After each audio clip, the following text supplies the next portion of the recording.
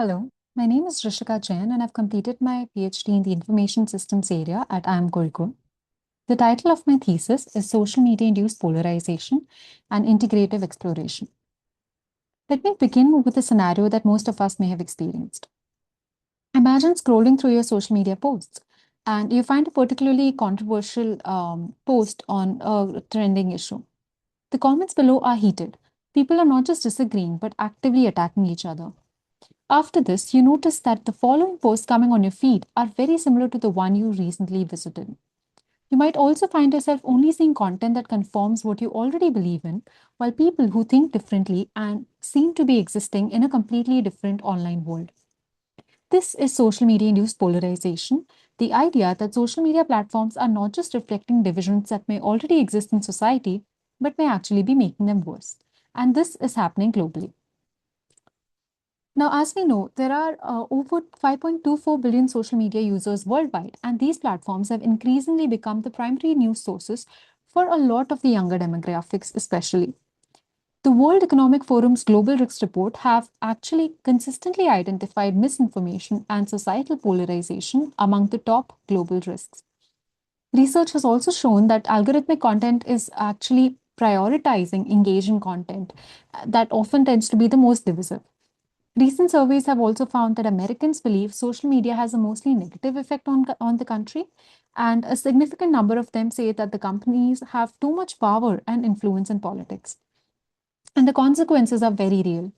Social media has been identified as a significant amplifier of real world violence, such as the January 6th US Capitol uprising. There has also been a significant rise in online hate speech, and a number of countries have been identified as having organized political disinformation campaigns on social media.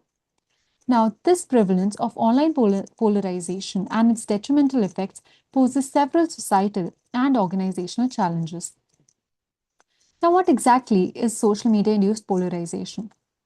Sunstein described polarization as a phenomenon that occurs when like minded people connect, and the social pressure towards conformity induces them to express views that are much more radical than they would have revealed earlier. Now, when this process plays out on social media platforms, where algorithms curate what we see, echo chambers form easily, and engagement with divisive content is rewarded, we get what we call social media induced polarization, or SMIP. It is the idea that platforms are not just passively hosting our existing disagreements, but may actively also be making them worse. Now, with this understanding, this thesis pursued two broad objectives. The first was to examine the nature and dynamics of SMIP, essentially to develop an understanding of what exactly is this phenomenon and how does this work. This is addressed through the first study.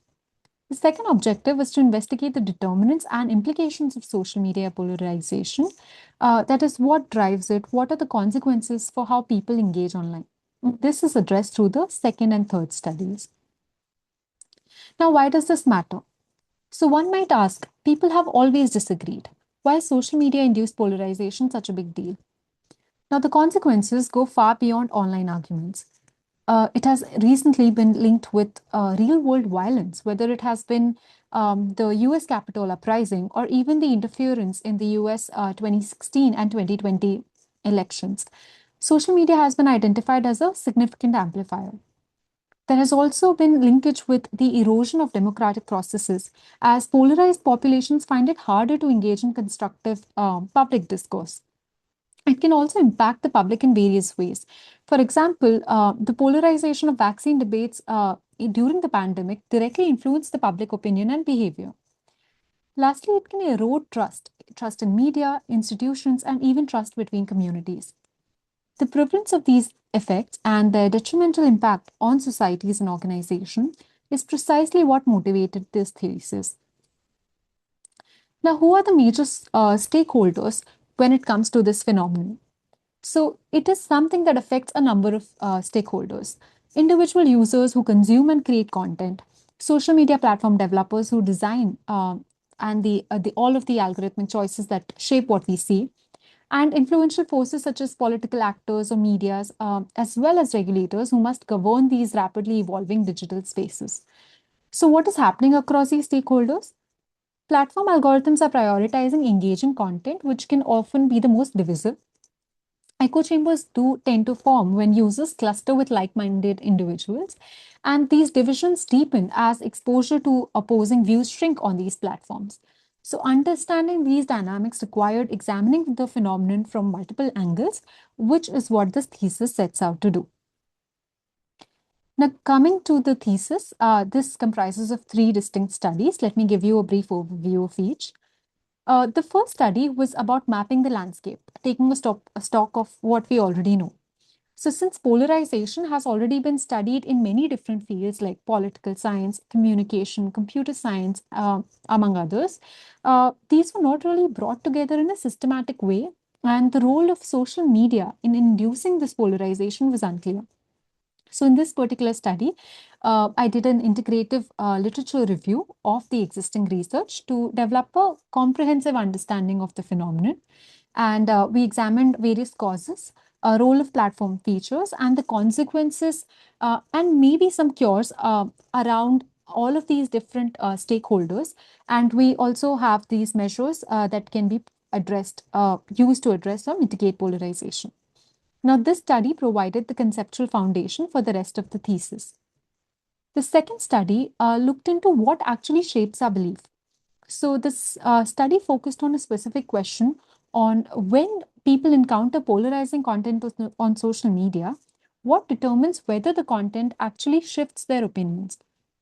There has also been a very long standing debate in the literature on whether exposure to information on social media can make people more polarized or less. So, whether it is exposure to information that aligns with their worldviews or actually disaligns or is counter attitudinal, is what the literature calls it, to the worldviews, we found that the answer is not straightforward, but it can depend on how people evaluate the content that they see. Using an experimental approach, I explored how the user's assessment of social media content and certain platform cues can shape this relationship. The third study looked at one important implication of polarization. How does it affect the way people engage with those who hold opposing views on social media? This was also a widely held concern that polarization leads people to retreat into their own echo chambers, only interacting with like minded individuals. I investigated whether this was always the case or whether certain characteristics of users and platforms can create different patterns. For this, I used large scale data from a major social media platform, and I looked at discussions around some polarized topics and explored how the diversity of the users' online participation can influence their engagement behaviors. Now, coming to the contributions, together these studies contribute to multiple stakeholder groups. So, for researchers, this thesis advances the understanding of social media induced polarization as a complex phenomenon that cannot be simply reduced to technical or social explanations alone. And it brings together insights from various disciplines and offers perspectives on how exactly do we understand this growing issue. For platform developers, the findings actually generate insights on how we can inform the design of healthier digital environments. So rather than simply suppressing divisive content, platforms can think more carefully about how features and their designs actually shape user behavior and engagement practice patterns in reality. For policymakers and society more broadly, this work shows that the effective interventions require actually addressing multiple dimensions simultaneously. It highlights the importance of understanding the interplay between technology and human behavior when designing policy responses to this challenge of SMIP. Lastly, I would like to express my sincere gratitude to the people who made this work possible. I'm deeply grateful to my Research Advisory Committee Chairperson, Professor M.P. Sebastian, my RSC members, Professor Vidushi Pandey and Professor Anand Kuttan Unnithan, for the thoughtful feedback, guidance, and the steady support throughout. I would also like to thank the Thesis Examination Committee Chairperson, Professor Siddharth Badi, and the internal and external examiners who evaluated my thesis for their critical feedback that really helped me strengthen this work. Thank you.